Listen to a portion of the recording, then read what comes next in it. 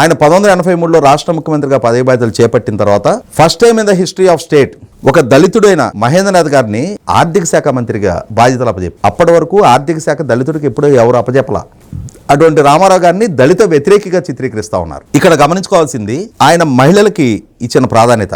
2015 సంవత్సరంలో పార్లమెంటు 2019 ఎన్నికలకు ముందు పార్లమెంటు ద్వారా దేశంలో ఉన్న మహిళలకి తండ్రి ఆస్తిలో సమాన హక్కు కల్పిస్తూ ఒక చట్టం చేశారు. దానికి 3.5 దశాబ్దాల ముందు ఎన్టీ రామారావు గారు రాష్ట్రంలో ఉన్న మహిళలకి ఆ హక్కు కల్పిస్తూ ఒక చట్టం చేశారు.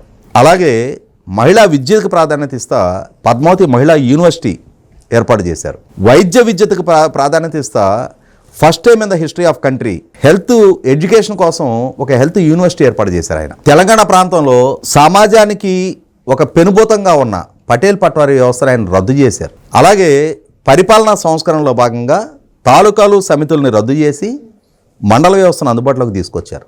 పేదవాడికి పట్టెడు అన్నం తినే వెసులుబాటు ఉండాలి అని చెప్పని ₹2 కిలో బియ్యం ఇచ్చారు ఆయన. దేశంలోనే మొట్టమొదటిసారిగా వృద్ధులు వితంతువులకి పెన్షన్ సౌకర్యం అమలు చేశారు. పేదవాడికి ఒంటి నిండా కట్టుకొని బట్ట ఉండాలి, అదే సందర్భంలో చేనేత కార్మికుడికి చేతి నిండా పని ఉండాలి అని చెప్పని చేనేత కార్మికుల నుంచి ప్రభుత్వం ద్వారా వస్త్రాలు కొనుగోలు చేయించి సబ్సిడీ ధరకి ₹25 జనతా వస్త్రాల పేరిట పేదలకి చీరలు పంచెలు అందించారు ఆయన.